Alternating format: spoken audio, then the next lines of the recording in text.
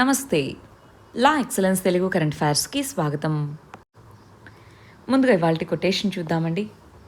Hardships అనేటటువంటివి మనల్ని ordinary people నుంచి ఎక్స్ట్రాడినరీ డెస్టినీకి తీసుకెళ్ళడానికి హార్డ్షిప్స్ అనేటటువంటివి మనకిచ్చే ఒక బూస్ట్ లాంటిది. మనకి ఒక స్టేజ్లో అనిపిస్తుంది ఇంక అయిపోయింది, ఇంక మొత్తం ఏం లేదు, ఇంక మొత్తం కొలాప్స్ అయిపోయింది, ఇంక అయిపోయింది అన్నప్పుడే అక్కడ స్టార్ట్ అవుతుంది మన లైఫ్లో మళ్ళీ కొత్త ఫేజ్ అనేది, బెటర్ ఫేజ్ అనేది మొదలవుతుంది అక్కడే. ఎస్, అది మన ఎక్స్ట్రాడినరీ డెస్టినీకి, ఆ పాత్కి ఒక ఇన్సిడెంట్ లాగా మనం దాన్ని తీసుకోవాలి. ఇంకా చక్కగా, ఇంకా గట్టిగా, ఇంకా ఓపికతో ప్రయత్నించాలి. ఖచ్చితంగా అప్పుడు మనం అనుకున్న దానికంటే ఇంకా బెటర్గా చేయగలుగుతాం. మనకు కావాల్సిన దానికంటే మనకు ఇంకా బెస్ట్ది అచీవ్ చేయగలుగుతాం. రైట్? సరే, దీంతో మనకు పెండింగ్ వీడియోస్ అన్నీ కంప్లీట్ అయిపోతాయండి. మీరు మంత్లీ కరెంట్ అఫైర్స్ వీడియోస్ కూడా మనం చేస్తున్నాం, అవి కూడా చూస్తున్నారు అనుకుంటున్నాను. దానికి సంబంధించిన నోట్స్లు అవి కూడా మంత్లీ వీడియోస్ కింద డిస్క్రిప్షన్లోనే ఉంది. మనం నెక్స్ట్ నుంచి వచ్చే వీడియోస్లో యాజ్ యూజువల్గా ప్రిలిమ్స్ క్వశ్చన్స్, మెయిన్స్ క్వశ్చన్స్, మీరు ఆన్సర్స్ రాయడము, వాటి ఎవాల్యుయేషన్ అది చూద్దాము. ఇంకొక 1 వీక్లో మనకి monthly current affairs videos complete అయిపోతాయి. అది అయిపోగానే యాజ్ యూజువల్ ఫార్మాట్లో వెళ్ళిపోదాం. రైట్? మరి మన ఫస్ట్ ఇష్యూ వచ్చేటప్పటికి స్మాల్ ఫార్మర్స్తోనే గవర్నమెంట్ నిలిచి ఉంటుంది. యూపీ అనేటటువంటిది డిఫెన్స్ హబ్గా చేస్తున్నాము అంటున్నారు. సరే, ఇక్కడ మనం సెక్యూరిటీ ఇష్యూస్ అన్న దాని కింద చదువుకోవాలి. ఈ ఆర్టికల్ మొత్తం నుంచి పొలిటికల్ ఆస్పెక్ట్స్ అవన్నీ పక్కన పెట్టేస్తే మనకు అవసరమైనటువంటిది ఏంటి? 2 విషయాలు. ఒకటి, వెస్ట్రన్ యూపీలో ఫార్మర్స్ ప్రొటెస్ట్ చేస్తున్నారు. సో అది అగ్రికల్చర్ ఎకానమీ ఆ కాన్సెప్ట్ కిందకి చూసుకుంటా. ఫార్మర్ ప్రొటెస్ట్ ఎందుకు చేస్తున్నారు? 3 ఫార్మ్ బిల్స్ అనేవి పాస్ అయి చట్టాలుగా మారాయి. ఆ ఫార్మ్ యాక్ట్స్ అనేటటువంటివి ఫార్మర్స్ యొక్క ఇంట్రెస్ట్కి ఎగెనిస్ట్గా ఉన్నాయి అని చెప్పి ఫార్మర్స్ ప్రొటెస్ట్ చేస్తున్నారు. సో ఆ ఫార్మ్ యాక్ట్స్ అంటే ఏంటి, అగ్రికల్చరల్ చట్టాలు ఏంటి ఇంతకీ ఒకసారి చూసుకోగలుగుతారా? మనము కాంప్రిహెన్సివ్ వీడియో దాని గురించి చేస్తున్నాం. రెండోది ఇక్కడ మనం స్పెసిఫిక్గా తెలుసుకోవాల్సింది డిఫెన్స్ ఇండస్ట్రియల్ కారిడార్స్. ఏంటి ఇంతకీ డిఫెన్స్ ఇండస్ట్రియల్ కారిడార్స్ అంటే? డిఫెన్స్కి సంబంధించి కాంపోనెంట్స్ని ప్రొడ్యూస్ చేయాలి. అవి డొమెస్టిక్గాను ఎక్స్పోర్ట్స్కి రెండింటికి యూజ్ చేసుకోవచ్చు. వాటికి గాను 2 డిఫెన్స్ ఇండస్ట్రియల్ కారిడార్స్, ఒకటి తమిళనాడులోను ఒకటి యూపీలోను ప్రపోజ్ చేశారు. ఆ యూపీలో ఉండేటటువంటి ఈ డిఫెన్స్ ఇండస్ట్రియల్ కారిడార్ అనేది క్లస్టర్ మోడల్లో పనిచేస్తుంది. క్లస్టర్ అంటే ఏంటి? డిఫెన్స్ మ్యానుఫ్యాక్చరింగ్కి సంబంధించినవన్నీ కూడా ఒకే చోట ఇన్స్టిట్యూషన్స్, కంపెనీస్ ఎస్టాబ్లిష్ చేయడము క్లస్టర్ మోడల్. వీటి వల్ల మనకి defence production and export policy అంటాం. డిఫెన్స్ ప్రొడక్షన్ ఎక్స్పోర్ట్ పాలసీ 2020 ప్రకారం 2025 లోపల ఎక్స్పోర్ట్స్ని, ఓవరాల్ గ్రాస్ ప్రొడక్షన్ని డిఫెన్స్ మ్యానుఫ్యాక్చరింగ్లో పెంచాలనుకుంటున్నాము. దానికి డిఫెన్స్ ఇండస్ట్రియల్ కారిడార్స్ అనేవి యూజ్ అవుతాయి. అందువల్లనే యూపీ అనేటటువంటిది ఒక ఫ్యూచర్ హబ్ ఆఫ్ డిఫెన్స్గా మారబోతుంది అన్నట్టుగా ఎందుకు చెప్పారంటే ఈ డిఫెన్స్ ఇండస్ట్రియల్ కారిడార్స్ అనేవి ఉన్నాయి కాబట్టి. ఇప్పుడు ఏమవుతాయండి, దీనివల్ల ఏమవ్వచ్చు అంటారు? డిఫెన్స్ ఇండస్ట్రియల్ కారిడార్స్ నుంచి వచ్చేటటువంటి ఉపయోగాలు ఏముండొచ్చు? ఎక్స్పోర్ట్స్ పెరుగుతాయి, డిఫెన్స్ మ్యానుఫ్యాక్చరింగ్ రంగం పెరుగుతుంది, సెల్ఫ్ రిలయన్స్ అనేటటువంటిది పెరుగుతుంది. ఎక్స్పోర్ట్స్ పెరగడం వల్ల ఫారెక్స్ రిజర్వ్స్ అనేటటువంటివి వస్తాయి. ఇండియా అనేటటువంటిది ఇన్నోవేషన్ హబ్గా మారుతుంది. అవునా? ఇప్పుడు మ్యానుఫ్యాక్చరింగ్ పెరగాలంటే ఇన్నోవేట్ చేయాలి. సో ఇవన్నీ పెరిగే అవకాశం ఉంది. అందువల్లే ఇలాంటి ఇండస్ట్రియల్ కారిడార్స్ ఇవి ఇంపార్టెంట్. నెక్స్ట్ ఇష్యూ ఎన్విరాన్మెంట్కి సంబంధించినటువంటిది. ఇండియా అనేటటువంటిది నెట్ జీరో ఎమిషన్స్కి సంబంధించి ఏ విధంగానూ కమిట్మెంట్ ఇవ్వట్లేదు అని చెప్తున్నారు. మరి పాజిటివ్ క్లైమేట్ చేంజ్ వీటిని డీల్ చేసేదానికి యుఎస్ఏతో బెటర్ ఎంగేజ్మెంట్ చేసుకోవాలని చెప్తున్నారు. అసలు ఇక్కడ విషయం ఏంటి? India USA climate action and finance mobilisation dialogue అనేటటువంటిది రీసెంట్గా జరగడం జరిగింది. ఆ కంటెక్స్లో మనకి నెట్ జీరో ఎమిషన్స్ అంటున్నారు. నెట్ జీరో ఎమిషన్స్ అంటే ఏంటి? ఓవరాల్గా కార్బన్ ఉద్గారాలు ఏవైతే ఉన్నాయో వాటి ఎంతైతే ఎమిషన్స్ ఉన్నాయో అంత అబ్జార్ప్షన్స్ ఉండాలి. నెట్ ఎమిషన్స్ అనేటటువంటివి జీరోకి ఈక్వల్ అవ్వాలి. అంటే ఓవరాల్ ఎమిషన్స్ జీరో కాదు, నెట్ ఎమిషన్స్ అంటే ఏం చేయగలగాలి? ఓవరాల్ ఎమిషన్స్ అబ్జార్ప్షన్ అనేటటువంటిది ఈక్వల్ అవ్వాలి. అవునా కదా? మరి చాలా దేశాలు అనేటటువంటిది నెట్ జీరోని అచీవ్ చేయడానికి ప్రామిస్ చేశాయి. చైనా ప్రామిస్ చేసింది, యుఎస్ఏ ప్రామిస్ చేసింది. ఇప్పుడు యుఎస్ఏ ఏమో 2050 కల్లా నెట్ జీరో ఎమిషన్స్ని మేము తీసుకొస్తామని చెప్తుంటే, చైనా అనేటటువంటిది మాది డెవలపింగ్ కంట్రీ కదా, పాపులేషన్ ఎక్కువ, మేము ఇంకొక 10 years తీసుకుంటాం, 2060 కల్లా నెట్ జీరో ఎమిషన్స్ తెస్తామన్నారు. మరి ఇండియా నువ్వెప్పుడు తీసుకొని వస్తావు అంటే మనం ఇంకా ఏం కమిట్మెంట్ ఇవ్వట్లేదు. మామూలుగా అండి, క్లైమేట్ చేంజ్కి సంబంధించి మనకి 2 రకాలైనటువంటి స్ట్రాటజీస్ ఉంటాయి. ఏమేం స్ట్రాటజీస్? క్లైమేట్ చేంజ్ అనేటటువంటిది, వాతావరణ మార్పు అనేటటువంటిది ఎదుర్కోవడానికి ఉన్న 2 స్ట్రాటజీస్. ఒకటి అడాప్షన్, ఇంకా అది ఎలాగూ జరుగుతుంది, అది ఇన్ఎవిటబుల్ అనుకున్నప్పుడు దానికి మనం అడాప్ట్ అయిపోవడము, అది జరుగుతూ ఉంటుంది, దానికి తగ్గట్టుగా మన సిచ్యువేషన్స్ని మనము మార్చుకుంటూ రావడము, అదొకటో స్ట్రాటజీ. రెండోది మిటిగేషన్, దాని యొక్క ఇంటెన్సిటీ పెరగకుండా దాని యొక్క తీవ్రతను తగ్గించేందుకు ప్రయత్నించడం. మరి ఆ రెండిటికీ కూడా మనకు కావాల్సినటువంటివి ఏమేం కావాలి? టెక్నాలజీ కావాలి, ఫండింగ్ కావాలి, అవునా కాదండి? టెక్నాలజీ, ఫండింగ్, వీటికి ఇంటర్నేషనల్గా కొలాబరేషన్ కావాలి. అందుకోసం ఇండియా యుఎస్ఏ పార్ట్నర్ ఎందుకు అవ్వకూడదు? అదేవిధంగా ప్యారిస్ అగ్రిమెంట్ అనేటటువంటి దాని కింద ఐఎన్డిసిస్ అని పెట్టాం. ఆ ఐఎన్డిసిస్ని ఇంప్లిమెంట్ చేసుకోవాలి. ఈ కంటెక్స్లో మనకి నెక్స్ట్ 2 monthsలో యుఎన్ఎఫ్సిసికి సంబంధించినటువంటి COP26 అనేది జరగబోతుంది యూకేలో. మరి ఆ కంటెక్స్లో అప్పటికి మరి ఇండియా అనేది నెట్ జీరో ఎమిషన్స్ని ఎప్పటికి తీసుకొని వస్తారో చెప్పేలాగుంటే బాగుంటుంది కదా అన్నారు. కానీ మన స్టాండ్ ఏంటి అంటే, మనకేమీ క్లైమేట్ చేంజ్కి సంబంధించి చర్యలు తీసుకోకుండా ఉండాలి, అలాంటి గోల్స్ ఏమీ లేవు.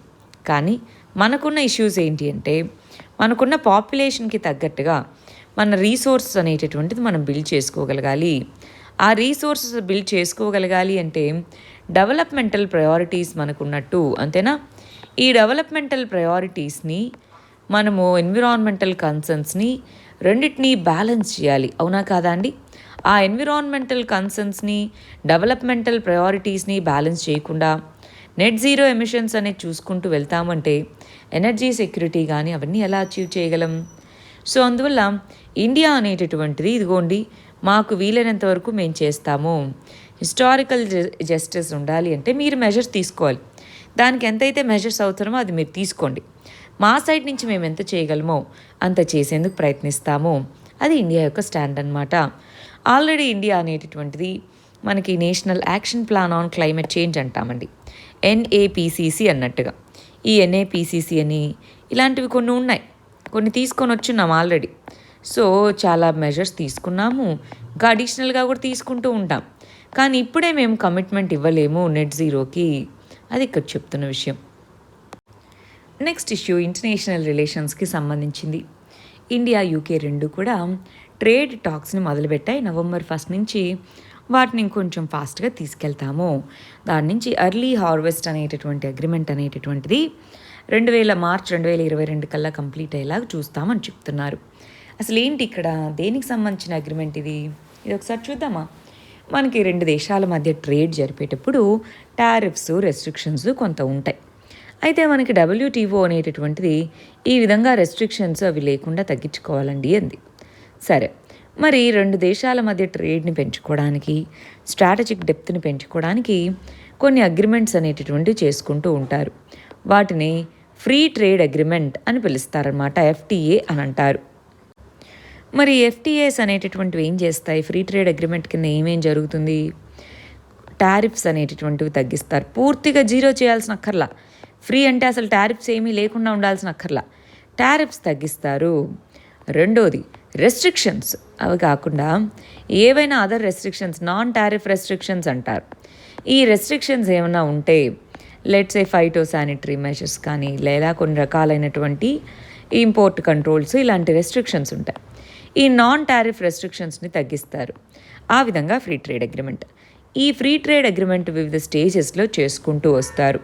మరి ట్రయల్ రన్ లాగా ముందు కొన్ని గూడ్స్ వీటిలో ఎర్లీ హార్వెస్ట్ అంటారు. ముందు వీటిలో ప్రయత్నిస్తారు ఎలా జరుగుతుంది ఏంటి అని. ఈ ఎర్లీ హార్వెస్ట్ అనేటటువంటిది అయిపోయిన తర్వాత అప్పుడు ఫుల్ ఇంప్లిమెంటేషన్లోకి వస్తుంది. ఫుల్ ఇంప్లిమెంటేషన్లోకి రాకముందు ఒక ట్రయల్ రన్ లాగా చేసేటటువంటి దాన్నే ఎర్లీ హార్వెస్ట్ అని పిలుస్తారు.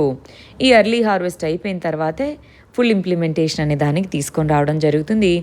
ఇండియా, యూకే ఈ 2 దేశాల మధ్యలో ఫ్రీ ట్రేడ్ అగ్రిమెంట్. మనము ఇంతకుముందు ఏమన్నామంటే యూరోపియన్ యూనియన్తోనే ఫ్రీ ట్రేడ్ అగ్రిమెంట్ అనుకున్నాం. కానీ యూకే అనేటటువంటి దీని నుంచి బయటకు వచ్చేసింది కదా. ఎప్పుడైతే బ్రెగ్జిట్ అనేటటువంటి జరిగిందో ఆ తర్వాత మనం యూరోపియన్ యూనియన్తో సపరేట్గాను, బ్రెగ్జిట్ అయిన తర్వాత యూకేతో సపరేట్గాను ఈ ఫ్రీ ట్రేడ్ అగ్రిమెంట్ కోసం ప్రయత్నిస్తున్నాము. అయితే యూరోపియన్ యూనియన్తో ఇది ఇంకా ఫుల్ స్కేల్లో ముందుకెళ్ళలేదు. యూకేతో కొద్దిగా అర్లీ హార్వెస్ట్కి వచ్చేలాగా మనము నెక్స్ట్ మార్చ్ కల్లా అర్లీ హార్వెస్ట్ డీల్ చేసుకుంటామని చెప్తున్నాము. దీనివల్ల 2 దేశాల మధ్యలో ట్రేడ్ అనేటటువంటిది పెరుగుతుంది. ట్రేడ్ మరియు దాని రిలేటెడ్ కనెక్టివిటీని పెరగడానికి ఈ early harvest scheme, free trade agreements ఇవి యూజ్ అవుతాయి. నెక్స్ట్ ఇష్యూ సైన్స్ అండ్ టెక్నాలజీకి సంబంధించింది. రీసెంట్గా WHO అనేటటువంటిది 2 వేరియంట్స్ని, కరోనా వైరస్కి సంబంధించిన 2 వేరియంట్స్ని మరి గుర్తించడం జరిగింది. MU.C.1.2 అనేటటువంటి ఈ 2 కొత్త మ్యూటేషన్స్ అని చెప్తున్నారనమాట. అయితే ఈ 2 కూడా ప్రస్తుతానికి ఇండియాలో లేవు అన్నట్టుగా ఇండియన్ SARS-CoV-2 జీనోమ్ కన్సార్టియం అనేటటువంటి చెప్పింది. WHO అనేటటువంటిది ఈ రెండింటినీ కూడా వేరియంట్ ఆఫ్ ఇంట్రెస్ట్ అని పిలవడం జరిగింది. వేరియంట్ ఆఫ్ ఇంట్రెస్ట్ అని, వేరియంట్ ఆఫ్ కన్సర్న్ అని 2 ఉంటాయండి. వేరియంట్ ఆఫ్ ఇంట్రెస్ట్ అంటే వీటిని ఇంక ఇప్పటి నుంచి మానిటర్ చేసుకోవాలి. వేరియంట్ ఆఫ్ కన్సర్న్ అంటే దీనివల్ల ఇంపాక్ట్ ఉండొచ్చు, సో మెజర్స్ తీసుకోండి అని. అంటే ఇది లోయర్ స్కేల్, ఇది హయ్యర్ స్కేల్ అనమాట. ముందు ఇనీషియల్గా కొన్ని వైరల్ వేరియంట్స్ని వేరియంట్ ఆఫ్ ఇంట్రెస్ట్గా పెడుతుంది. అది ప్రూవ్ అయింది, దానివల్ల నష్టం వస్తుంది చాలా ప్రాంతాల్లో అంటే దాన్ని వేరియంట్ ఆఫ్ కన్సర్న్గా డిక్లేర్ చేస్తారు. ప్రస్తుతానికి ఈ MU మరియు C.1.2 అనేటటువంటి రెండింటినీ కూడా మనం వేరియంట్ ఆఫ్ ఇంట్రెస్ట్గా WHO అనేటటువంటి డిక్లేర్ చేయడం జరిగింది, వేరియంట్ ఆఫ్ కన్సర్న్గా కాదు. అయితే దీనికి ఇండియాకు ఉండేటటువంటి ఈ ఇండియన్ SARS-CoV-2 జీనోమిక్ కన్సార్టియం ఉందా, అది జీనోమిక్ సర్వీలియన్స్ చేపట్టే 10 ల్యాబ్స్ యొక్క సమూహం. అది ఆ 2 వేరియంట్స్ కూడా ఇండియాలో ప్రస్తుతానికి లేవు అని చెప్పడం జరిగింది. మరి ఈ INSACOG అనేటటువంటిది ఎప్పుడు కూడా జీనోమిక్ సీక్వెన్సింగ్ అనేది చేపట్టి అసలు ఏ విధంగా మన యొక్క వేరియంట్స్ ఉన్నాయి, వాటి యొక్క ట్రాన్స్మిటబిలిటీ ఎంత, ఏంటి అవన్నీ కూడా మనకు చూస్తూ ఉంటుందన్నమాట. నెక్స్ట్ ఇష్యూ ఇంటర్నేషనల్ రిలేషన్స్కి సంబంధించి యుఎస్ఏలో మరి యాంటీ వ్యాక్సిన్ క్యాంపెయినర్స్ నడుస్తూ ఉన్నాయి. యాంటీ వ్యాక్సిన్ క్యాంపెయినర్స్ అంటే ఏంటి, వ్యాక్సిన్ తీసుకోవద్దు అని చెప్పి కన్విన్స్ చేయడం అనమాట, వివిధ రకాల రీజన్స్. మనకి వ్యాక్సిన్ హెజిటెన్సీ అనే పదం ఉంటుంది. అంటే రిఫ్యూజ్ చేయాలా, తీసుకోవచ్చా లేదా అన్న కన్ఫ్యూజన్లో ఉన్నవాళ్ళు డిలే చేస్తారు. ఇంకా ఆ తర్వాత యాక్సెప్ట్ చేయడం పూర్తిగా మొదలు పెడతారు. ఈ స్టేజ్లో ఉన్న వాళ్ళని ఈ స్టేజ్కి రిఫ్యూజ్ చేసేలాగా తీసుకొని వస్తున్నారు. ఇలాంటి వాళ్ళని యాంటీ వ్యాక్సిన్ క్యాంపెయినర్స్ అంటారు. మరి వీళ్ళ మీద కఠినమైన చర్యలు తీసుకోవాలి. వీళ్ళు ఏమంటారు, ఇప్పుడు ఆ వ్యాక్సిన్స్ యొక్క ఎఫికసీ ఇంకా మనకు తెలియదు కదా, లాంగ్ టర్మ్లో ఎలా ఉంటుందో. కొంతమంది రిలీజియన్ వైజ్గా చెప్తారు, కొంతమంది ఇలా రకరకాలైనటువంటి రీజన్స్ చెప్పి పీపుల్ని వ్యాక్సిన్స్ వద్దు అన్నట్టుగా కన్విన్స్ చేయడం అనమాట. ఆల్రెడీ మనకు ఎంతో కొంత డౌటు, భయం ఉంటుంది.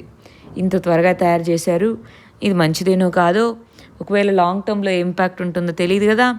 ఇలాంటి కన్సర్న్స్ మనకుంటాయి. మనకున్న డౌట్స్ని నిజము అన్నట్టుగా నమ్మించి వ్యాక్సిన్స్ వద్దు అని చెప్పేవాళ్ళనమాట. వ్యాక్సిన్ హెజిటెన్సీ ఉండడం వల్ల చూడండి, వ్యాక్సిన్ యాక్సెప్టెన్స్ తక్కువగా ఉందనుకోండి, హాస్పిటలైజేషన్ పెరుగుతుంది, డెత్స్ అనేటటువంటివి పెరుగుతాయి, వైరల్ లోడ్ అనేది పెరుగుతుంది. ఇలాగా ఎన్నో నష్టాలు ఉంటాయి, వాటన్నిటినీ డీల్ చేయాలి. సో యుఎస్ఏ అందుకే ఈ vaccine campaigners, anti vaccine campaigners అంట. వాళ్ళ ప్రెషర్కి బక్కలు అవ్వకూడదు. వ్యాక్సినేషన్ అనేది మోర్టాలిటీని తగ్గిస్తుంది అని ప్రూఫ్ ఆల్రెడీ వచ్చేసింది. మనకి సెకండ్ వేవ్ ఆ టైంలో చూస్తే వ్యాక్సిన్స్ తీసుకున్న వాళ్ళలో ఒకవేళ ఇన్ఫెక్షన్ వచ్చినా సరే వాళ్ళలో వచ్చినటువంటి డెత్ రేట్స్ చాలా తక్కువగా ఉన్నాయి. అవునా కదా? మరంటే వ్యాక్సిన్స్ మంచిదేనా అండి? ఎస్. సో అందువల్ల ఇలాంటి యాంటీ వ్యాక్సిన్ క్యాంపెయిన్స్ నడిపే వాళ్ళ మీద యాక్షన్ తీసుకోగలగాలి. నెక్స్ట్ ఇష్యూ ఇంటర్నేషనల్ రిలేషన్స్కి సంబంధించింది. ఆఫ్ఘనిస్తాన్కి సంబంధించిన సిచ్యువేషన్, దాంట్లో ఇండియా ఏ విధంగా మెజర్స్ తీసుకోవాలి అని. ఆఫ్ఘనిస్తాన్లో ప్రస్తుతం ఉన్న సిచ్యువేషన్ మనకు తెలుసు. తాలిబాన్ యొక్క కంట్రోల్లో ఉండడం, ఆ తాలిబాన్స్ అనేటటువంటి వాళ్ళు ఆఫ్ఘనిస్తాన్కి సంబంధించి ఇంటరిమ్ గవర్నమెంట్ని ఫామ్ చేయడము, అక్కడ పీస్ ప్రాసెస్ బదులు వైలెన్స్, ప్రొటెస్ట్లు ఇలాంటివి జరుగుతూ ఉండడం, మరి ఇలాంటి టైంలో ఇంటర్నేషనల్ కమ్యూనిటీ ఏమీ చేయలేకపోవడం. ఈ సందర్భంలో ఇండియా ఏమేమి మెజర్స్ తీసుకోవాలి అంటే, ఆఫ్ఘాన్స్ మరియు ఫారిన్ నేషనల్స్ ఎవరైతే ఆ దేశం వదిలి వెళ్ళిపోవాలనుకుంటున్నారో వాళ్ళ యొక్క రైట్స్ని అప్హోల్డ్ చేయగలగాలి. ఆఫ్ఘనిస్తాన్ యొక్క టెరిటరీ చూడండి, ఇండియా ఏమేమి చేయగలదో చూడండి. సో రైట్స్ అనేటటువంటి వాళ్ళు వదిలిపోవాలనుకున్న రైట్స్ ప్రొటెక్ట్ చేయాలి. ఆఫ్ఘాన్ టెరిటరీ అనేది టెర్రర్ అటాక్స్కి వీటికి ఉండకుండా చూసుకోవాలి. మనకి యుఎన్ సెక్యూరిటీ కౌన్సిల్లో రెజల్యూషన్లో ఉన్నట్టుగా తీసుకోవాలి. మనము 1 month యుఎన్ఎస్సి ప్రెసిడెంట్గా ఉన్నాం. సో ఆ టైంలో మనం రెజల్యూషన్ పాస్ చేసాం. దాన్నే యుఎన్ సెక్యూరిటీ కౌన్సిల్ రెజల్యూషన్ 2593 అంటాం. దాంట్లో ఏ విధంగా అయితే అల్ఖైదా కానీ ఇలా ఏ టెర్రర్ గ్రూప్కి కూడా తాలిబాన్స్ అనేవాళ్ళు శాంక్చురీ కనిపించకూడదు అని చెప్పాం. సో ఆ కంటెక్స్లో హ్యూమన్ రైట్స్ అప్హోల్డ్ చేయాలని, ఆల్ పార్టీస్ అనేవి కలిసి నెగోషియేషన్స్ చేపట్టాలి, ఇంక్లూజివ్ నెగోషియేషన్స్ చేపట్టాలని ఇలాగ మనం కొన్ని మెజర్స్ దాంట్లో సజెస్ట్ చేశాం. వాటికి సంబంధించి డైలాగ్ అనేటటువంటి చేపట్టడము, మన ఎంబసీలో ఉన్న వాళ్ళందరం తీసుకొని వచ్చేసాం ఇక్కడికి. సో మళ్ళీ ఎలా సెటప్ చేయాలి, ఇవన్నీ కూడా ఇండియా చూడాల్సిన పనులు. అంటే ఒకటే ఇండిపెండెంట్గా కాకుండా ఇంటర్నేషనల్ ఇన్స్టిట్యూషన్స్ ద్వారా రీచ్ అవుట్ అవుతే బాగుంటుంది. నెక్స్ట్ ఇష్యూ గవర్నాన్స్కి సంబంధించింది.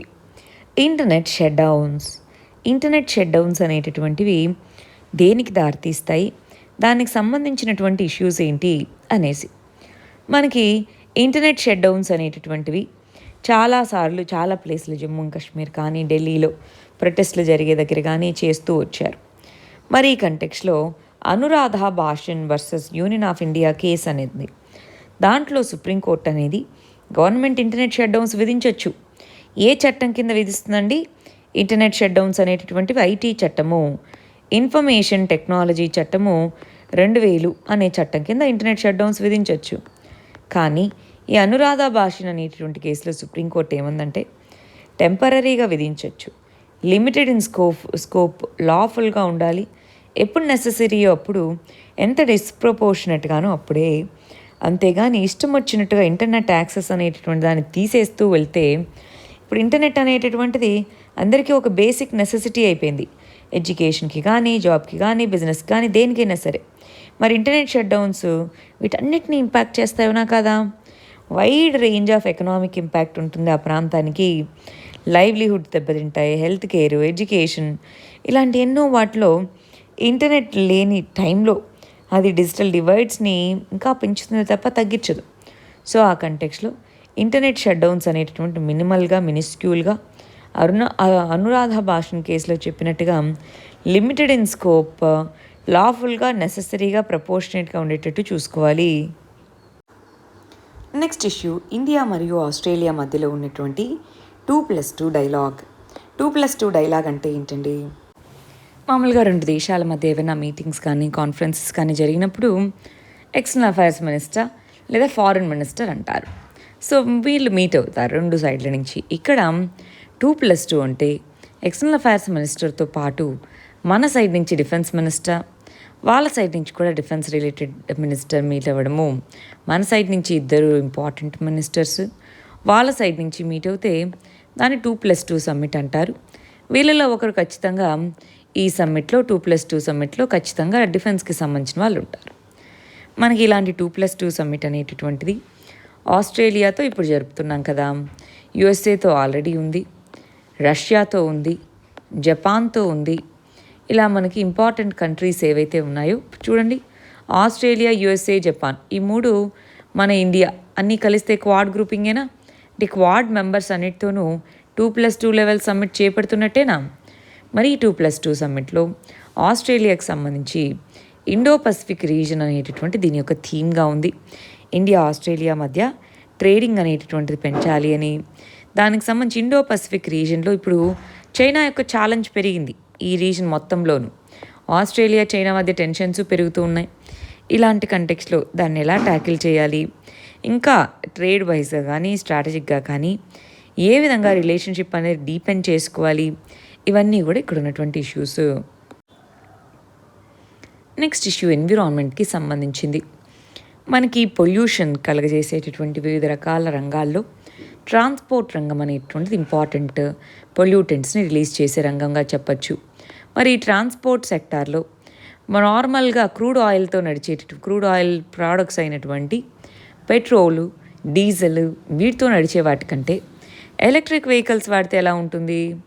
ఆల్రెడీ ఈవీస్ని వాడుతున్నాం, వాటి యొక్క సంఖ్యను పెంచాలి. మరి ఎలక్ట్రిక్ వెహికల్స్ని వాడడం ద్వారా మనకి ఒకటి పొల్యూషన్ తగ్గుతుంది, రెండోది క్రూడ్ ఆయిల్ ఇంపోర్ట్ చేసుకోవాలి కదా, సో ఇంపోర్ట్ బర్డన్ అంటాం. ఇంపోర్ట్ బర్డన్ అనేటటువంటి తగ్గుతుంది. ఇంపోర్ట్ బర్డన్ తగ్గడము, పొల్యూషన్ తగ్గడము, అదేవిధంగా ఎనర్జీ సెక్యూరిటీ. ఎప్పుడూ కూడా మన దేశంలో లేవు రీసోర్సెస్, క్రూడ్ ఆయిల్ వీటిని ఇంపోర్ట్ చేసుకోవాలి అంటే అది ఎనర్జీ ఇన్సెక్యూరిటీ కదా. ఎనర్జీ సెక్యూరిటీని పెంచడము, ఇవన్నీ ఎలక్ట్రిక్ వెహికల్స్ మనకు అందించేటటువంటి ఉపయోగాలు. ఆ కంటెక్స్లో మనం 2 వీలర్స్ ఎలక్ట్రిఫికేషన్ దీన్ని పెంచడానికి గవర్నమెంట్ అన్నది FAME2 అనే స్కీమ్ కింద ఎలక్ట్రిక్ 2 వీలర్స్కి సంబంధించి ఇన్సెంటివ్స్ ఇవ్వడం జరిగింది. చాలా స్టేట్స్ అనేవి స్టేట్ లెవెల్లో ఎలక్ట్రిక్ వెహికల్ ఇన్సెంటివ్స్ని ఇవ్వడం జరిగింది. మెనీ స్టార్టప్స్ అనేటటువంటివి ఈ 2 వీలర్ మార్కెట్స్ వీటిలో లాంచ్ చేస్తున్నాయి. ఇలా ఎన్నో ఇనిషియేటివ్స్ ఉన్నాయి. చాలా కంపెనీస్ ఆల్రెడీ ఈవీస్ మ్యానుఫ్యాక్చరింగ్లో 2 wheelers, 3 wheelers, 4 wheelers, even heavy డ్యూటీవి కూడా ఉన్నాయి. ఈ కంటెక్స్లో bureau of energy agency, ministry of road transport and highways అనేటటువంటివి 2 వాట్ ఫ్యూయల్ కన్సంప్షన్ స్టాండర్డ్స్ని సెట్ చేయాలి. ఇప్పుడు ఈ వెహికల్స్ని డెవలప్ చేయాలంటే కొన్ని కామన్ గైడ్లైన్స్, స్టాండర్డ్స్ ఉండాలా వద్దా అండి? ఆ స్టాండర్డ్స్ని సెట్ చేసుకోవాలి. ఇంకా దీనికి సంబంధించిన అవేర్నెస్ని తీసుకొని రావడము, రీఛార్జ్ పాయింట్స్ని పెంపొందించడము, ఇవన్నీ చేసుకుంటూ వస్తే ఈవీ మార్కెట్ షేర్ని పెంచుకోవచ్చు. ఎలక్ట్రిక్ వెహికల్ హబ్గా మన యొక్క ఇండియా మారే అవకాశం ఉంటుంది. నెక్స్ట్ ఇష్యూ హిందీ అనేటటువంటిది అఫీషియల్ లాంగ్వేజ్. హిందీ అనేటటువంటిది friend of all Indian languages అంటున్నారు. అంటే ఏంటి? మిగిలిన లాంగ్వేజెస్తో పాటు హిందీ అనేటటువంటిది కోఎగ్జిస్ట్ అవ్వగలదు అని. మనకి 3 లాంగ్వేజ్ పాలసీ అనేది మనం ఫాలో అవుతున్నామండి. 3 లాంగ్వేజ్ పాలసీ అంటున్నాం. ఏంటి ఇంతకీ ఆ 3 లాంగ్వేజ్ పాలసీ అంటే? 3 లాంగ్వేజెస్ని ఇంప్లిమెంటేషన్లోకి, ఇప్పుడు ఇంగ్లీష్ అనేటటువంటిది మనకి కనెక్టింగ్ లాంగ్వేజ్ ఇంగ్లీషు, ప్లస్ మన యొక్క మాతృభాష రీజనల్ లాంగ్వేజ్ హిందీ, ఈ 3టిని ప్రమోట్ చేయాలి 3 లాంగ్వేజ్ పాలసీ అంటారు. నేషనల్ ఎడ్యుకేషన్ పాలసీలో మరి హిందీ అనేది కంపల్సరీ అనడంతో క్రిటిసైజ్ చేశారు. కంపల్సరీని ఎలా చెప్తారు అని. సో ఈ కంటెక్స్లో కంపల్సరీ నుంచి దాన్ని ప్రిఫరెన్స్గా పెట్టుకోండి అన్నారు. ఎందుకని? హిందీ అనేది ఒక అఫీషియల్ లాంగ్వేజ్. అఫీషియల్ కమ్యూనికేషన్లో హిందీ లాంగ్వేజ్ని ఇంగ్లీష్తో కలిపి వాడాలి అన్నట్టుగా.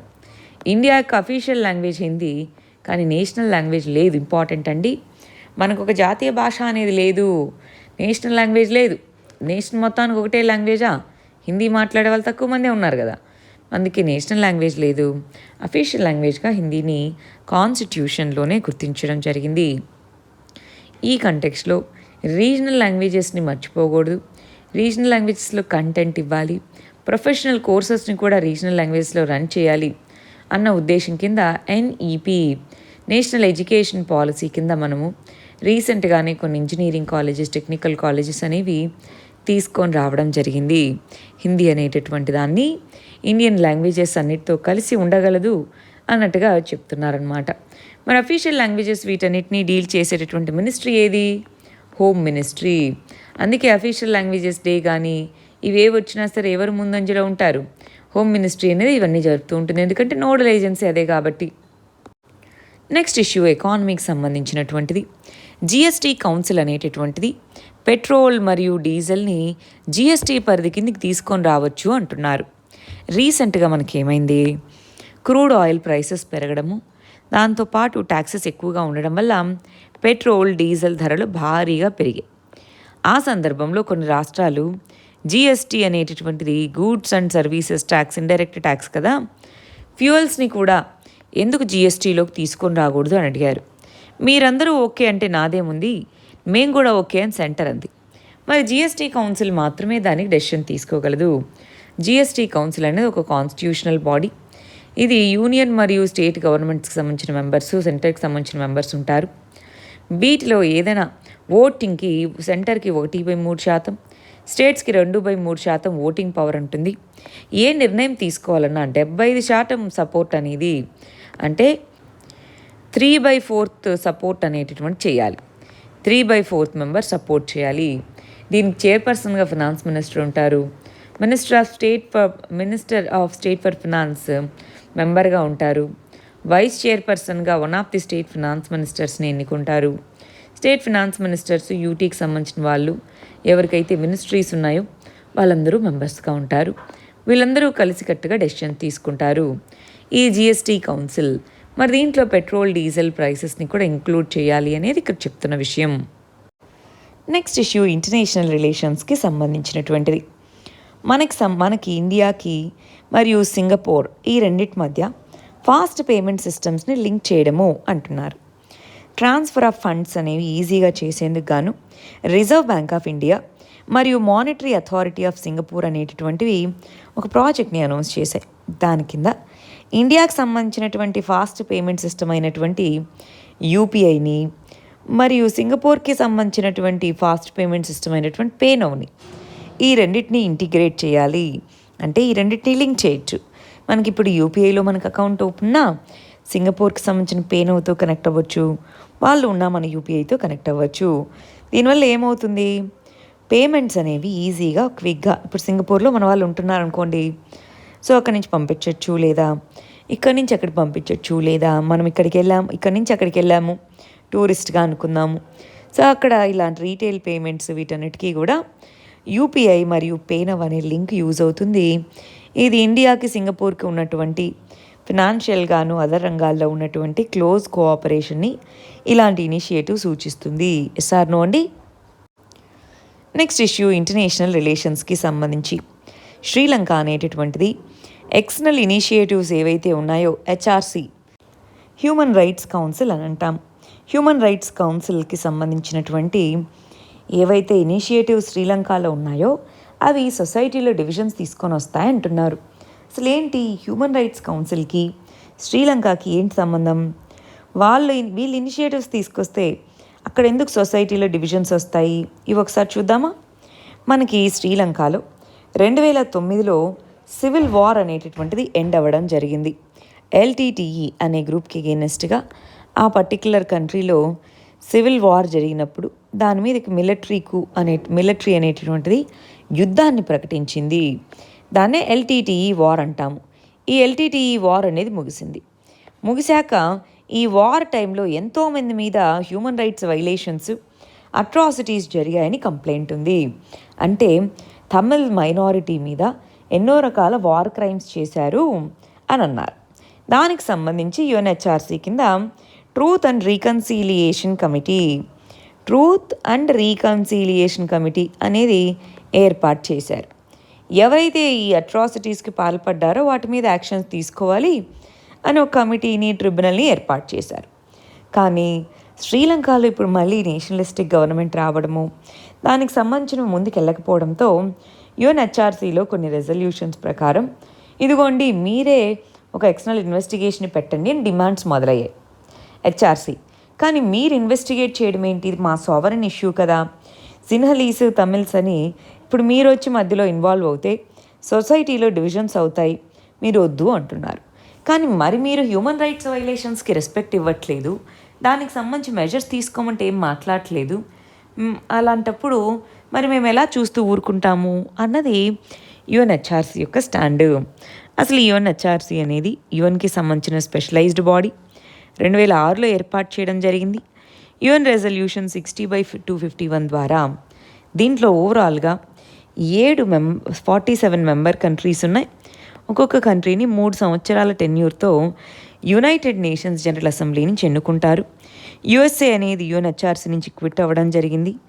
ఇండియా ఈ సంవత్సరం వరకు ఎలక్టెడ్ మెంబర్గా ఉంటుంది. దీని హెడ్ క్వార్టర్స్ స్విట్జర్లాండ్లోని జెనీవాలో ఉంది. ఇది హ్యూమన్ రైట్స్ని ప్రమోట్ చేయడము, హ్యూమన్ రైట్స్కి సంబంధించిన వైలేషన్స్ని అడ్రస్ చేయడము, రికమెండేషన్స్, అసలు హ్యూమన్ రైట్స్ వైలేషన్స్ని ఎలా డీల్ చేసుకోవాలి వీటికి సంబంధించి రికమెండేషన్స్ ఇవ్వడము, ఇవన్నీ కూడా యుఎన్హెచ్ఆర్సీ యొక్క ఫంక్షన్స్గా మనం చెప్పచ్చు. నెక్స్ట్ ఇష్యూ ఎకానమీకి సంబంధించింది. బ్యాంకుల యొక్క ఎన్పిఏస్ అనేవి పెరగబోతున్నాయి, 10 లక్షల కోట్లు అవ్వబోతున్నాయి మార్చి 2022 కల్లా. మరి దాన్ని ఏ విధంగా డీల్ చేయబోతున్నాం అన్నది ఇష్యూ. ఎన్పిఏ అంటే ఏంటి? నాన్ పర్ఫార్మింగ్ అసెట్ అని అంటాము, నిరర్ధక ఆస్తులు అని. ఏదైనా ఇచ్చిన లోన్ మీద వడ్డీ కానీ మొత్తం కానీ, అంటే ఇంట్రెస్ట్ కానీ ప్రిన్సిపల్ కానీ మొత్తం కానీ ఏదైనా సరే టైంకి చెల్లించకపోతే, అంటే లిమిట్ 180 డేస్, 180 డేస్ లోపల చెల్లించకపోతే అప్పుడు ఆ లోన్ని నిరర్ధక ఆస్తిగా గుర్తిస్తారనమాట. మరి అవి పెరుగుతూ ఉన్నాయి. మన రీసెంట్గా 2018లో హై లెవెల్కి వెళ్ళాయి, మార్చి 2001కి తగ్గుతూ వచ్చాయి. ఎందుకని? గవర్నమెంట్ అనేది కొన్ని మెజర్స్ తీసుకుంది. డెట్ మారటోరియం, సో అప్పు తర్వాత అయినా చెల్లించవచ్చని, ఎమర్జెన్సీ క్రెడిట్ లైన్ గ్యారంటీ లాంటి లోన్స్ తీసుకొని రావడము, లోన్ని రీస్ట్రక్చర్ చేయడము, ఇలాంటి మెజర్స్ ద్వారా ఎన్పిఎస్ తగ్గాయి. మళ్ళీ నెక్స్ట్ ఇయర్ కల్లా ఈ ఎన్పిఎస్ పెరుగుతాయి. ఎస్పెషల్గా పాండమిక్ వల్ల ఎకానమీ స్లోడౌన్ అనేటటువంటి పాండమిక్ ముందే అయింది. So economy slowdown plus pandemic impact, twin problems అన్నమాట ఇవి రెండు. ఈ రెండిటి వల్లను ఎన్పిఎస్ పెరగబోతున్నాయి. మరి ఎన్పిఎస్ ఏ విధంగా డీల్ చేస్తారు?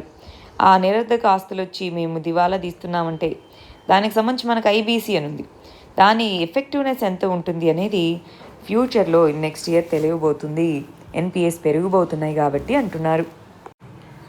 నెక్స్ట్ ఇష్యూ ఎకానమీకి సంబంధించింది. టెలికాం సెక్టార్ అనేటటువంటి దానికి 4 సంవత్సరాల మొరటోరియం అంటే టెంపరీగా వాళ్ళు చెల్లించాల్సిన మొత్తం ఏదైతే ఉంటుందో దాన్ని ఆపడం. వాళ్ళు డ్యూస్ అనేటటువంటివి కట్టాలి, దాన్ని ఏజీఆర్ అంటారు.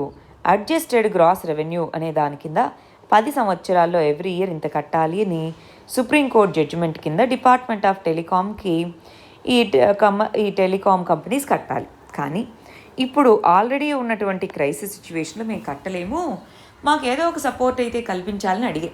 దానికోసం 4 ఇయర్ మొరటోరియం అనేటటువంటిది విధించడంతో పాటు ఇంకొన్ని రిలీఫ్ మెజర్స్ని మరి టెలికాం సెక్టార్కి అందించడం. 4 ఇయర్ మొరటోరియము. అదేవిధంగా కాకపోతే వాళ్ళ మొరటోరియం అని ఇంకా ఇంట్రెస్ట్ ఏం కట్టకుండా ఉండాలని కాదు, ఈ 4 సంవత్సరాల సంవత్సరం వడ్డీ అయితే కట్టాలి.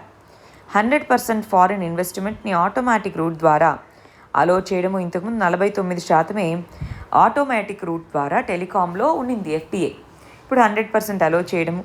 కస్టమర్స్ ఎవరైతే ఉంటారో వాళ్ళు ప్రీపెయిడ్ నుంచి పోస్ట్ పెయిడ్ నుంచి ప్రీపెయిడ్కి మారాలంటే మళ్ళీ కేవైసీ ఇలాంటి ప్రొసీజర్స్ లేకుండా చూడడము. స్పెక్ట్రమ్ ఆప్షన్స్ అనేటటువంటివి లాస్ట్ క్వార్టర్, ఎవ్రీ ఫైనాన్షియల్ ఇయర్లో లాస్ట్ క్వార్టర్లో చేపట్టడము. 5G స్పెక్ట్రమ్ ఆప్షన్ అనేటటువంటిది, వీటన్నిటినీ కూడా తీసుకొని రావడము. ఇవన్నీ కూడా టెలికాం సెక్టార్కి సంబంధించిన రిలీఫ్ మెజర్స్. భారతీ ఎయిర్టెల్ వీళ్ళు అడగడం జరిగింది చాలామంది, ఈ టెలికాం రంగం చాలా నష్టాల్లో ఉంది, మరి డిజిటల్ ఇండియా అంటున్నారు, డిజిటల్ ఇండియా ఎలా వస్తుంది? మరి మేము ఖచ్చితంగా టెలికాం సెక్టార్ స్ట్రాంగ్గా ఉంటేనే కదా. టెలికాం సెక్టార్ అనేది చాలా తక్కువ ప్రైసులకు అందించడం వల్ల, కాంపిటీషన్ విపరీతంగా పెరగడం వల్ల ప్రాఫిట్ మార్జిన్స్ తగ్గిపోయాయి, నష్టాల్లో ఉన్నారు. ఇప్పుడు అర్జెంటుగా మెజర్స్ తీసుకుంటే తప్ప ఓవరాల్గా మరి టెలికాం సెక్టార్ రివైవ్ అవ్వలేదు అన్నారు. మరి దానికి తగ్గట్టుగానే ఈ మెజర్స్ అనేవి తీసుకుంటున్నారు. నెక్స్ట్ ఇష్యూ పాలిటిక్స్ సంబంధించినటువంటిది. ట్రిబ్యునల్స్కి సంబంధించి వేకెన్సీస్ ఉన్నాయి, త్వరగా అపాయింట్ చేయండి. మీరు ఊరికే మీకు చెప్తే వినట్లేదు, టైం ఇస్తున్నాం 2 వారాల్లో అపాయింట్ చేయండి అన్నారు. వేకెన్సీస్ ఎవరైతే ఉన్నాయో అవన్నీ మనకి ట్రిబ్యునల్స్ అనేటటువంటివి article 233A, article 233B, 323A, 323B ఈ రెండిటి కిందను ట్రిబ్యునల్స్. ఒకటి పైది అడ్మినిస్ట్రేటివ్ ట్రిబ్యునల్స్, ఇవి అదర్ ట్రిబ్యునల్స్ని. మరి ఈ కంటెక్స్లో ట్రిబ్యునల్స్కి సంబంధించి పోస్ట్ వేకెంట్గా ఉన్నాయి. ట్రిబ్యునల్స్ అనేటటువంటివి క్వాసీ జ్యుడిషియల్ బాడీస్. ఈ జ్యుడిషియల్ బాడీస్ ఏవైతే ఉన్నాయో వాటిని క్విక్ రిజల్యూషన్ కోసం కేసెస్ వీటిని క్విక్గా రిజాల్వ్ చేయాలి. స్పెషలైజ్డ్ బాడీస్, ఇవి స్పెషలైజ్డ్గా ఉంటాయి. సో అందుకోసం అని తీసుకొచ్చారు. మరి వీటిలో అపాయింట్మెంట్ సరిగా చేయకుండా వేకెన్సీస్ ఉంటే జస్టిస్ డిలే అవుతుంది కదా, అందుకని త్వరగా అపాయింట్ చేయండి అన్నట్టుగా సుప్రీంకోర్టు మ్యాండేట్ చేయడం జరిగింది. ఎవరిని? మరి మన యొక్క సెంట్రల్ గవర్నమెంట్ని. ఎన్నో రకాలైనటువంటి ఉన్నాయి, అన్ని కేసెస్ పెండింగ్లో ఉన్నాయి, త్వరగా రిజాల్వ్ చేయండి, జస్టిస్ డిలే అవ్వకూడదు అని అంటున్నారు. నెక్స్ట్ ఇష్యూ సోషల్ ఇష్యూస్కి సంబంధించింది. ఎన్సీఆర్బీ అనేటటువంటిది తన ఒక రిపోర్ట్ని సబ్మిట్ చేయడం జరిగింది. దాంట్లో 2019కి సంబంధించిన డేటా అన్నమాట. నంబర్ ఆఫ్ కేసెస్ రిజిస్టర్ అయినటువంటిది ఏవైతే ఉన్నాయో వాటిలో జంప్ అనేది అయింది. మనకి క్రైమ్స్ పెరిగినట్టు కాదండి, కేసెస్ రిజిస్ట్రేషన్ అవుతుంది. ఇంతకుముందు రిజిస్టర్ అవ్వని కేసెస్, రిజిస్ట్రేషన్ ఆఫ్ కేసెస్ పెరుగుతూ ఉన్నాయి అన్నట్టుగా ఎన్సీఆర్బీ చెప్పడం జరిగింది. అన్ని స్టేట్స్లో పోలిస్తే యూటీ ఆఫ్ ఢిల్లీ, తమిళనాడులో హయ్యెస్ట్ క్రైమ్ రేట్స్ అనేటటువంటివి నమోదవ్వడం జరిగింది అని చెప్తున్నారు. తమిళనాడు స్టేట్స్లో యూనియన్ టెరిటరీస్కి వచ్చేటప్పటికి ఢిల్లీలో ఎక్కువ నెంబర్ ఆఫ్ కేసెస్ పెరుగుతూ ఉన్నాయి. వాటిలో number of atrocities, ఎస్సీ/ఎస్టీ atrocities cases అనేటటువంటివి పెరగడం జరిగింది. అదేవిధంగా కాగ్నిజబుల్ క్రైమ్స్ యొక్క సంఖ్య పెరగడము, రిజిస్ట్రేషన్ ఆఫ్ క్రైమ్స్ అనేటటువంటివి పెరుగుతూ ఉన్నాయి. రిజిస్ట్రేషన్ ఆఫ్ క్రైమ్స్ పెరగడం అనేటటువంటిది క్రైమ్స్ పెరిగినట్టు కాదు, ఇంతకుముందు అన్రిపోర్టెడ్గా ఉన్న కేసెస్ ఇప్పుడు రిపోర్ట్ అవుతున్నట్టు. ఎస్, సో ఒకసారి మనం ఎన్సీఆర్బీకి సంబంధించిన డేటా చూడాలండి. ఏదైనా ఆన్సర్స్ రాసేటప్పుడు వీటిని విమెన్ మీద ఎన్ని అట్రాసిటీస్ జరుగుతున్నాయి, చిల్డ్రన్ మీద జరిగిన అట్రాసిటీస్ ఎన్ని రిపోర్ట్ అయ్యాయి, ఇలాంటివి తెలుసుకోవాలి. నెక్స్ట్ ఇష్యూ ఎకానమీకి సంబంధించినటువంటిది. మనకి ఫ్యూయల్ ట్యాక్సెస్ అనేటటువంటి వాటి వల్ల మనకి ఇన్ఫ్లేషన్ అనేది పెరిగింది. ఇన్ఫ్లేషన్ అంటే ద్రవ్యోల్బణం అని అంటాము. మరి ఇన్ఫ్లేషన్కి సంబంధించి సిపిఐ అనేటటువంటి స్లో డౌన్ అనేటటువంటి చూపించింది. ప్రైస్ ట్రెండ్స్ అనేటటువంటి వాటిలో సిపిఐ, డబ్ల్యూపిఐ ఈ రెండింటినీ మనం వాడతాం. సిపిఐ ఇండెక్స్ అని, డబ్ల్యూపిఐ అనేటటువంటి వాటిని దేనికోసం, ఇన్ఫ్లేషన్ని మెజర్ చేయడం కోసం. డబ్ల్యూపిఐ అనేటటువంటి దాంట్లో డౌన్వర్డ్ ట్రెండ్ కనిపిస్తూ ఉంది, సిపిఐలోనూ కొంత డౌన్వర్డ్ ట్రెండ్ కనిపించింది. ఈ కంటెక్స్లో ట్యాక్సెస్ అనేటటువంటి వాటిని, ఎస్పెషల్గా ఆయిల్స్, ఫ్యూయల్, వీటి మీద ట్యాక్సెస్ ఎక్కువగా ఉన్నాయి. One of the reasons inflation పెరగడానికి ఇవే అన్నమాట. వాటిని ఈజ్ చేయగలగాలి. మనకి మానిటరీ పాలసీ అనేటటువంటిది ప్రైస్ స్టెబిలిటీని తీసుకొని రావాలి. మానిటరీ పాలసీ ఫ్రేమ్వర్క్ కింద 4+or-2% అనేది ఇన్ఫ్లేషన్ రేట్గా ఉండొచ్చు అన్నారు. అంటే మినిమం 2%, మ్యాక్సిమం 6%. ఇప్పుడు ఈ రేంజ్లోనే ఉంది. మరి ఈ కంటెక్స్లో ఇన్ఫ్లేషన్ అనేటటువంటి దాన్ని కంట్రోల్లోకి తెస్తూ ఏ విధంగా ఫ్యూచర్లో కూడా, నెక్స్ట్ వచ్చే కొన్ని రోజుల్లో కూడా మనం ఇంట్రెస్ట్ రేట్స్ అనేటటువంటి వాటిని తగ్గించట్లా, గ్రోత్ని పెంచడం కోసం ఈ కంటెక్స్లో ఇన్ఫ్లేషన్ గ్రోత్ బ్యాలెన్స్ చేసుకునేలాగా మెజర్స్ తీసుకోగలగాలి. అది ఇక్కడ చెప్తున్నటువంటిది. కానీ ఫ్యూయల్ ట్యాక్సెస్ని వాటిని కట్ డౌన్ చేయడం అంటే గవర్నమెంట్కి రెవెన్యూస్ పోయినట్టే కదా. కానీ ప్రస్తుతం ఉన్న సిచ్యువేషన్లో తప్పదు. నెక్స్ట్ ఇష్యూ గవర్నాన్స్కి సంబంధించి నీట్ అనేటటువంటి ఇష్యూ. నీట్ ఎగ్జామ్ అనేటటువంటిది వద్దు అన్నట్టుగా ఒక చట్టాన్ని పాస్ చేస్తూ ఒక బిల్లుని పాస్ చేయడం జరిగింది తమిళనాడు అసెంబ్లీ. నీట్ అనేటటువంటిది ఏంటి, national eligibility cum entrance test అంటాం. దీంట్లో అండర్ గ్రాడ్యుయేట్ మెడికల్ కాలేజెస్కి సంబంధించి యూజీ మెడికల్ కాలేజెస్ అంటాం. యూజీ మెడికల్ కాలేజెస్కి సంబంధించి దేశంలో ఉండే అన్ని మెడికల్ కాలేజెస్కి ఒకే ఎగ్జామ్ ద్వారా ఎంట్రన్స్, అదే నీట్ ఎగ్జామ్ అన్నారు మెడికల్ కాలేజెస్కి. వీటిలో ఈ నీట్కి సంబంధించి దాని ద్వారానే అడ్మిషన్స్ తీసుకోవాలి. 85% స్టేట్స్కి సంబంధించి సీట్స్ ఉంటాయి, 15% సెంట్రల్ కోటా ఉంటుంది. అయితే తమిళనాడు ఏమంటుంది, నీట్ అనేటటువంటిది పూర్ స్టూడెంట్స్కి అగెయినెస్ట్. ఎందుకని, సిబిఎస్ఈ సిలబస్ ఇది ఉంది, స్టేట్స్కి అగెయినెస్ట్. మరి పూర్ స్టూడెంట్స్ కోచింగ్ అది అఫోర్డ్ చేయలేరు. సో అందువల్ల నీట్ అనేటటువంటిది యాంటీ పూర్, అది ఒకటోది. రెండోది, దీని కింద ఓన్లీ మనకి రీజనల్ లాంగ్వేజెస్లో ఎగ్జామ్ లేవు కదా. సుప్రీంకోర్టు రీజనల్ లాంగ్వేజ్లో కూడా కండక్ట్ చేయమంది. కానీ రీజనల్ లాంగ్వేజ్లో కండక్ట్ చేస్తున్న తప్పులు తడకగా క్వశ్చన్ పేపర్ వస్తుంది. సో దీంతో ఒక కమిటీని నియమించడం జరిగింది. ఆ కమిటీ అనేటటువంటిది చూడండి, జస్టిస్ ఏకే రంజన్ కమిటీ. ఈ కమిటీ ప్రకారం వీళ్ళకి బిల్లుని పాస్ చేశారు. కానీ ఆల్రెడీ మనకి పార్లమెంట్ అనేటటువంటిది ఒక చట్టాన్ని తీసుకొని వచ్చింది. మెడికల్ కాలేజెస్ని రెగ్యులేట్ చేయడానికి పార్లమెంట్ ద్వారా చట్టం ఉంది. మరి ఏదైనా స్టేట్ చట్టం అనేటటువంటిది పార్లమెంట్ చట్టాన్ని వ్యతిరేకంగా ఉంది అంటే దానికి ప్రెసిడెంట్ ఆఫ్ ఇండియా ఆమోదం తెలిపితే తప్ప పార్లమెంట్ యొక్క చట్టమే చెల్లుతుంది. అవునా కాదా అండి? పార్లమెంట్ చట్టము, స్టేట్ లెజిస్లేచర్ రెండు ఒకే దాని మీద చట్టాలు చేస్తే ఎవరి చట్టం చెల్లుతుంది? పార్లమెంట్ చట్టమే. ఎప్పుడు స్టేట్ చట్టం చెల్లొచ్చు? ప్రెసిడెంట్ ఆఫ్ ఇండియా దానికి ఆమోదం తెలిపితే. ఇప్పుడు ఏపీ గవర్నమెంట్ అనేది దిశా చట్టం చేసిందండి, కానీ అది ఎందుకు ఇంప్లిమెంటేషన్లోకి రాలేదు? దానికి సంబంధించిన ఆల్రెడీ చట్టం పార్లమెంట్ చేసింది, ప్రెసిడెంట్ ఆఫ్ ఇండియా ఆమోదం తెలిపితే తప్ప దాన్ని ఇంప్లిమెంట్ చేయడానికి ఉండదు. అందుకోసం సిమిలర్లీ ఇక్కడ కూడా అంతే, తమిళనాడు స్టేట్ అనేటటువంటిది అలా చేసింది మెడికల్ అడ్మిషన్స్. కానీ మిగిలిన వాళ్ళు ఏమంటారు, ఇప్పుడు 85% స్టేట్ కోటానే ఉంది కదా అండి, 15% ఇవ్వలేవా అని. తమిళనాడు ఏమంటుంది, మేమెందుకు ఇవ్వాలి, మేము కదా డబ్బులు ఖర్చు పెట్టి మెడికల్ కాలేజెస్, చాలా స్టేట్ మెడికల్ కాలేజెస్ని మేము డెవలప్ చేస్తే మేమెందుకు ఇవ్వాలి, అది ఇక్కడ ప్లస్ యాంటీ పోర్గా ఉంది. ఇవన్నీ కూడా ఇక్కడ arguments. Next issue India China relationship. దీనికి సంబంధించి మనకి LAC కాన్ఫ్లిక్ట్ని మనం అబ్జర్వ్ చేస్తే చైనా అనేటటువంటిది అసర్టివ్గా మారుతూ ఉంది. డెంగ్ జియోపింగ్ టైంలో 21st సెంచరీ అనేది ఇండియా చైనా సెంచరీగా మారాలి, ఇండియా చైనా యొక్క కోఆపరేషన్ అనేటటువంటిది 21st సెంచరీని ముందుకు తీసుకెళ్ళగలగాలి అన్నదాన్ని చెప్పారు. కానీ ఇప్పుడు మనం గమనించి చూస్తే చైనా అసర్టివ్నెస్ పెరుగుతూ ఉంది, కొన్ని కిలోమీటర్స్ వాళ్ళ యొక్క స్వాధీనంలోకి వెళ్ళినట్టుగా చెప్తున్నారు. మరి ఈ కంటెక్స్లో రెండే ఆప్షన్స్, ఒకటి కాంప్రమైజ్ అయ్యి చైనాతో నెగోషియేషన్స్ ఇవి చేపట్టడమా, లేదా యాంటీ చైనా బ్లాక్స్ అని ఉన్నాయి. మనం ఇప్పటివరకు చైనాను యాంటగనైజ్ చేసేలాగా ఆ బ్లాక్స్లో మనం క్వాడ్లో వీటిలో ఉన్నాం, కానీ డైరెక్ట్గా ఎక్స్ప్లిసిట్గా ఎప్పుడు మనం చెప్పలేదు. సో యాంటీ చైనా గ్రూపింగ్లో జాయిన్ అవ్వడమా, ఇవి రెండు మనకు ఆప్షన్స్. అసర్టివ్ పోస్చర్, దానికి economic strength, military strength, one China అన్న పాలసీ, వీటి వల్ల సో ఏది పాటిస్తామన్నది మన ప్రయారిటీస్ని బట్టి ఉంటుంది. నెక్స్ట్ ఇష్యూ సోషల్ ఇష్యూస్కి సంబంధించి ఎడ్యుకేషన్ అనే దాన్ని రిలేటెడ్గా అండి. NEP న్యూ ఎడ్యుకేషన్ పాలసీ లేదా నేషనల్ ఎడ్యుకేషన్ పాలసీ అంటున్నాం. ఈ NEP కింద online mode of learning, digital లెర్నింగ్కి ఇంపార్టెన్స్ ఇస్తున్నాము అని చెప్పారు.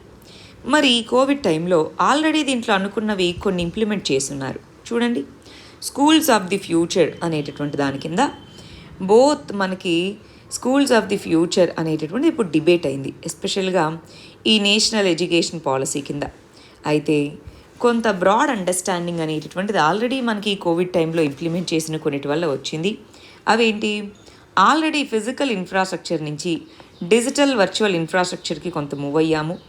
ఎడ్యుటెక్ అనేటటువంటి దాన్ని ట్రెడిషనల్ ఫేస్ టు ఫేస్ మోడ్లో ఉన్నంత ఎఫెక్టివ్నెస్ లేదు అని మనకు అర్థమైంది. స్కిల్ బిల్డింగ్ అనేది రిక్వైర్ ఉంది మనకి అని అర్థమైంది. అదేవిధంగా డిఫరెన్షియేటెడ్ ఇన్స్ట్రక్షనల్ ఇంటర్వెన్షన్స్, అందరికీ ఒకే రకంగా క్లాసెస్ అనేవి కాదు, డిఫరెన్షియేటెడ్ లెర్నింగ్ కావాలి అని ఇవి అర్థమైనాయి. మరి ఈ లెర్నింగ్స్ని ఈ నేషనల్ ఎడ్యుకేషన్ పాలసీలో ఇంటిగ్రేట్ చేసుకోవాలి. సో వీటన్నిటిని దృష్టిలో పెట్టుకొని కమ్యూనిటీ లెవెల్లోనూ ఎడ్యుకేషన్లో ఇన్నోవేషన్ని ప్రమోట్ చేయడము, డైరెక్ట్గా స్కూల్స్కి సంబంధించినటువంటి రొటీన్ జాబ్స్ అనేవి మారుతూ ఉన్నాయి. సో ఇన్నోవేషన్ రావాలి అంటే టీచింగ్ మెథడ్స్లోను వీటన్నిటిలోనూ మార్పులు రావాలి. అంటే దానికి ఆ మెథడ్స్లో టీచ్ చేసే రెడీగా ఉండాలి. అదేవిధంగా స్కూల్స్ అనేటటువంటి వాటిని ఫ్యామిలీస్, కమ్యూనిటీస్తో డైరెక్ట్ ఎంగేజ్మెంట్ ఉండేలాగా చూసుకోవాలి. వాళ్ళ యొక్క లెర్నింగ్స్ ఎలా ఉన్నాయి, దానికి రెమీడియేట్ చేయడానికి ఏమేం చేయాలి, ఇలాంటివన్నీ కూడా చూడాలి. నెక్స్ట్ ఇష్యూ సైన్స్ అండ్ టెక్నాలజీకి సంబంధించింది. స్పుత్నిక్ లైట్ అనేటటువంటి దానికి సంబంధించి ఇండియాలో phase 3 ట్రయల్స్ అనేటటువంటివి జరపడం కోసం నాట్ అనేటటువంటిది పర్మిషన్ అనేటటువంటిది లభించడం జరిగింది అంటున్నారు. మనకి స్పుత్నిక్ V అనేటటువంటి వ్యాక్సిన్ ఉందండి. ఈ స్పుత్నిక్ V అనేటటువంటి వ్యాక్సిన్ అనేటటువంటిది 2 డోస్ వ్యాక్సిన్. 2 డోస్ అంటే 2 డోసెస్కి, ఇప్పుడు మనకి ఎలాగైతే కోవిషీల్డ్ ఒక వ్యాక్సిన్ 2 డోసెస్ను అలాగా ఇది 2 డోస్ వ్యాక్సిన్. అలా కాకుండా స్పుత్నిక్ లైట్ అనేది సింగిల్ డోస్ వ్యాక్సిన్ అనమాట. ఈ సింగిల్ డోస్ వ్యాక్సిన్కి క్లినికల్ ట్రయల్స్ వాటిలో రష్యాలో ఆల్రెడీ జరిపారు. ఇండియాలో కూడా దాని ఎఫిషియన్సీ తెలియాలి కదా. అందుకోసం CDSCO అనే ఆర్గనైజేషన్కి చైర్మన్ అయినటువంటి DCGI క్లినికల్ ట్రయల్స్ దీనికి వెళ్ళడానికి అనుమతి ఇవ్వడం జరిగింది. ఇది సింగిల్ వర్షన్ అనమాట, సింగిల్ డోస్ ఇస్తే సరిపోతుంది. 2 డోస్ వర్షన్ అనేటటువంటిది ఆల్రెడీ యూజ్లో ఉంది. ఇప్పుడు ఈ సింగిల్ డోస్ వర్షన్ తీసుకొని వస్తే త్వరగా అందరికీ రీచ్ అవ్వచ్చు కదా అన్నట్టుగా ఈ వ్యాక్సిన్ తీసుకొని రావడం. నెక్స్ట్ ఇష్యూ గవర్నాన్స్కి సంబంధించింది. మనకి బిఎన్ శ్రీకృష్ణ అనే కమిటీని అపాయింట్ చేసి డేటా ప్రొటెక్షన్ ఎలా ఉండాలి అన్నా, అది రికమెండేషన్స్ ఇచ్చినప్పుడు డేటా ప్రొటెక్షన్ బిల్ని కూడా మీరే ఇవ్వండి అన్నారు. డ్రాఫ్ట్ బిల్ ఇస్తే దాన్ని మాడిఫై చేసుకున్నారు. ఈ డ్రాఫ్ట్ బిల్ అనేటటువంటి దాన్ని పార్లమెంట్లో ఇంట్రడ్యూస్ చేసినప్పుడు జాయింట్ పార్లమెంటరీ కమిటీకి దీన్ని ఇచ్చారు, స్టడీ చేయండి. రాజ్యసభ, లోక్సభ మెంబర్స్ ఉండే జాయింట్ పార్లమెంటరీ కమిటీకి ఇచ్చారు. ఈ జాయింట్ పార్లమెంటరీ కమిటీకి చైర్మన్గా ఉన్నటువంటి ఎంపీ మినిస్టర్ అయ్యారు. గమనించాలి, పార్లమెంటరీ కమిటీస్లో మినిస్టర్స్ మెంబర్స్గా ఉండరు. సో ఆమె ఎప్పుడైతే మినిస్టర్గా ఎన్నికయ్యారో అప్పుడు ఆ వ్యక్తి మినిస్టర్గా ఉన్నారు కాబట్టి పార్లమెంటరీ స్టాండింగ్ కమిటీకి చైర్మన్గా ఉండరు, వేరే ఎంపీని చైర్మన్గా తీసుకున్నారు. ఇప్పుడు ఆ జాయింట్ పార్లమెంటరీ కమిటీ అనేటటువంటిది న్యూ డ్రాఫ్ట్ని ఇస్తుంది అని అంటున్నారు.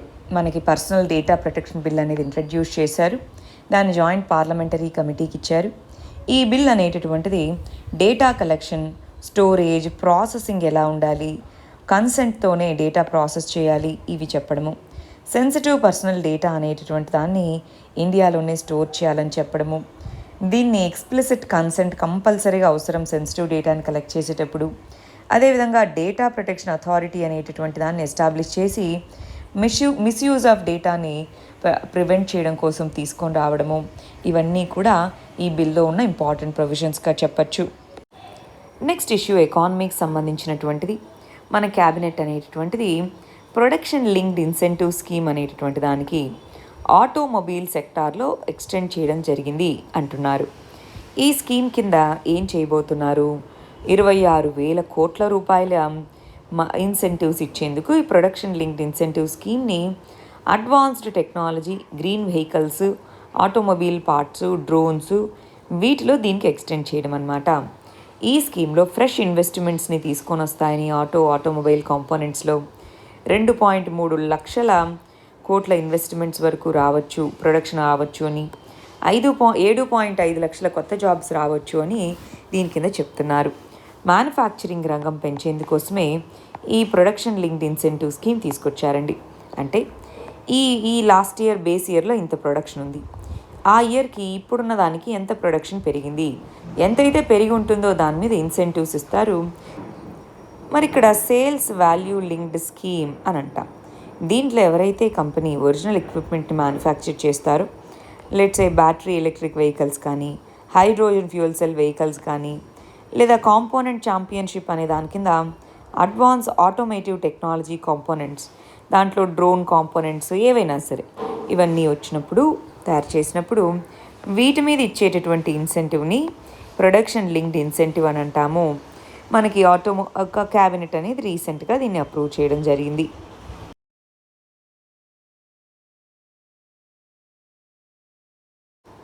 మరి మన last issue USA, UK, Australia ఇవన్నీ కలిసి న్యూ పార్ట్నర్షిప్ని ఏర్పాటు చేశాయి అంటున్నారు. మరి ఇది ఇంటర్నేషనల్ రిలేషన్స్లో చదువుకుంటాం. వాషింగ్టన్ డీసీలో క్వాడ్ లీడర్స్ యొక్క మీటింగ్ అనేటటువంటిది ఉంది. దానికి ముందుగానే ఈ ట్రైలేటరల్ పార్ట్నర్షిప్ని అనౌన్స్ చేయడం జరిగింది. అంటే ఆస్ట్రేలియా, UK, USA ఈ 3 దేశాలు కలిసి. దీని కింద USA అనేటటువంటిది ఈ ఇండో పసిఫిక్ రీజన్ ఏదైతే ఉందో, ఇండో పసిఫిక్ రీజన్లో సెక్యూరిటీ, స్ట్రాటజిక్ ఇంట్రెస్ట్ని ప్రొటెక్ట్ చేసుకునేందుకోసం ఈ ట్రైలేటరల్ ఇనిషియేటివ్ని తీసుకొచ్చాము. దీని కింద న్యూక్లియర్ పవర్డ్ సబ్మరీన్స్ని కూడా మేము చేసుకుంటాం టెక్నాలజీని అంటున్నారు.